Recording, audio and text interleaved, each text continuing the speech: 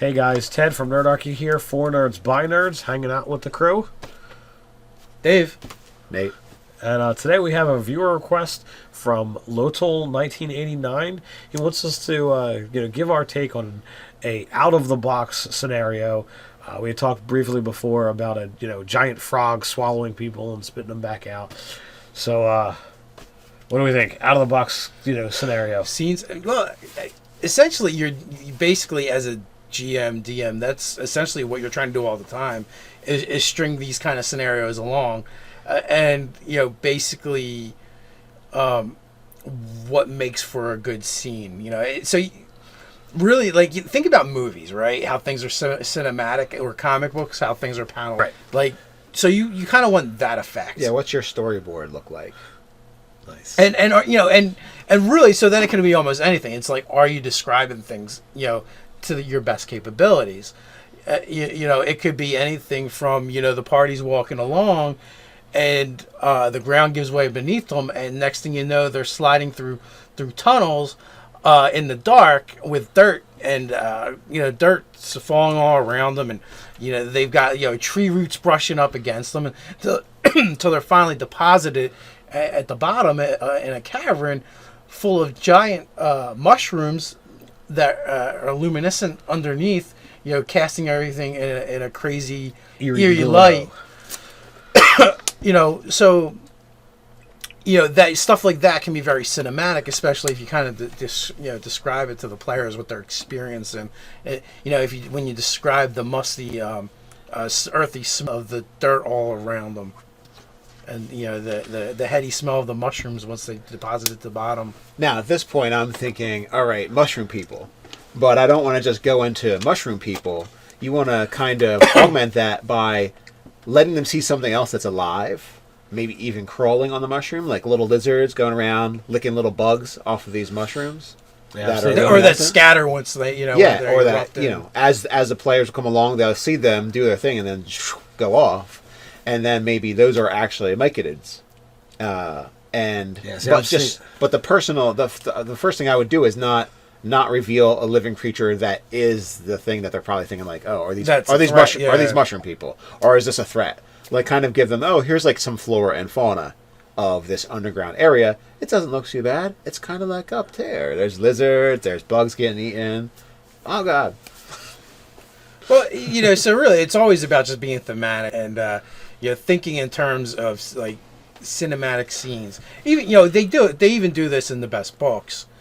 Is there's imagery that invokes your imagination, and then outside of the box is like it's kind of a weird term for what they're asking, because of the fact that we're playing a fantasy game. So a lot of the stuff should be out of the box. Like anything from the monster manual is almost out of the box, because it's outside of the norm, even in a fantasy game, unless there's a lot of that particular thing in a game. But I think most worlds are set up where there isn't. You have your normal races, mm-hmm. But there's not hordes of goblins and orcs running around in this in the civilized lands. Yeah, if you have players that have been around the block a lot, then reskinning or basically describing a monster differently than what it is in the monster's manual, so it won't be recognizable easily, is a great way to get that kind of out of the box feel with still just reading stuff out of the monster's manual. Yeah, so I want to say that the real key to creating those kinds of scenes is breaking down the elements. Yeah. Of what makes something really cinematic or adds a lot of drama or attention to what's going on, and having it be fresh. With that idea, you don't want just be people like, oh, it's another hole in the ground, that we've been into before, or this feels like a dungeon I've been in before. Kind of that.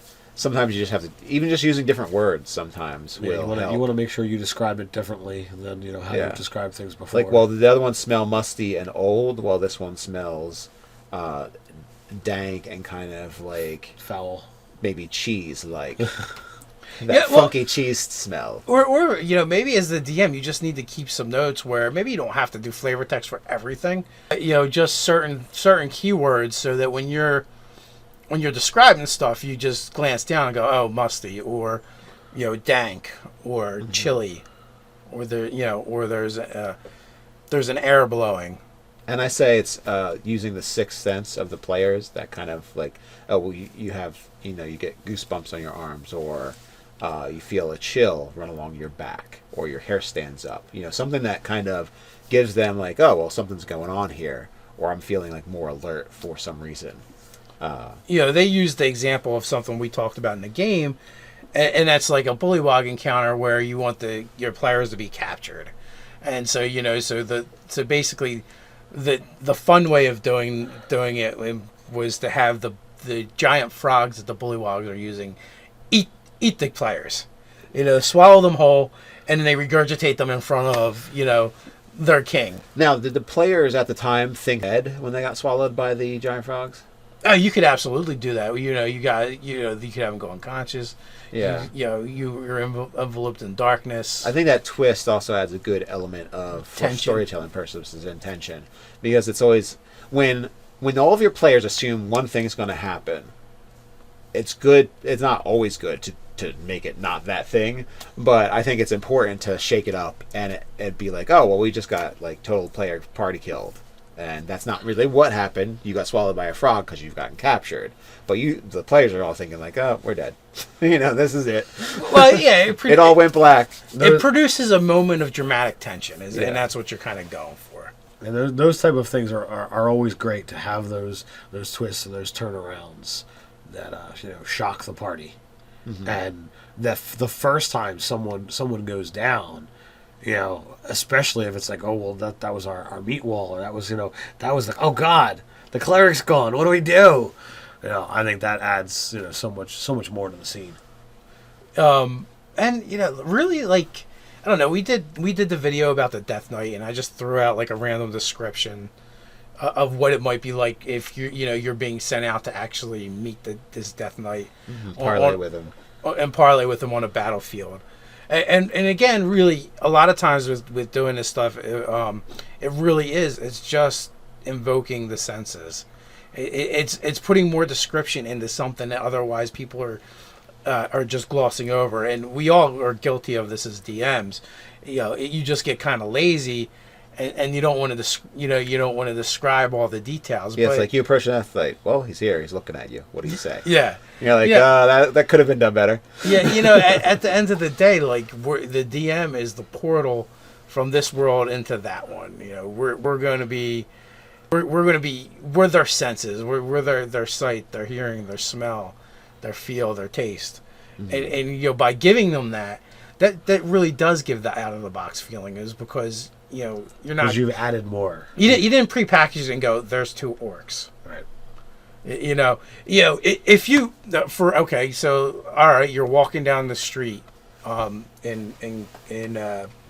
Waterdeep, and you describe vendors hawking their ware, calling spices and silks, and for an instant you're distracted by the colorful feathers of a parrot that's at one of the merchant's stalls. You look away only for a second when you feel the rough, coarse calloused hands of someone grab you from behind and pull you into the alleyway. You smell the dankness and stench of the alley. You smell refuse and offal. And on the breath of your assailant, you can smell the whiskey they've been drinking prior. The next thing is you feel the cold, hard steel of a blade at your throat, and then you hear the raspy voice of someone whose throat is more accustomed to speaking the language of orcs than men, from the accent that permeates into your ear. Give me your purse. And it can be as simple as a half-orc thug try to stick you up for your coins. It doesn't have to be something fantastic. Or in that same scenario, you have maybe that's actually a front. It's not a half-orc thug. It's actually someone trying to steal something from your party that they've been skulking after you for, and their breath actually smells of peppermint for some reason. And they're actually fleecing you for while they're getting your attention with the rough treatment and the dagger. So you could portray something very similar with that. in a different way, yeah. But have the goal be different for the for the assailant. For the assailant, the goal is different, but they're trying to show you that one side of them. So like they could be all gruff and rough, and then they're like, "But you smell peppermint," you know. Like so that's kind of like a clue that something's off. Well, yeah, the contrast, yeah. Yeah, or you could use a dialect from your world, maybe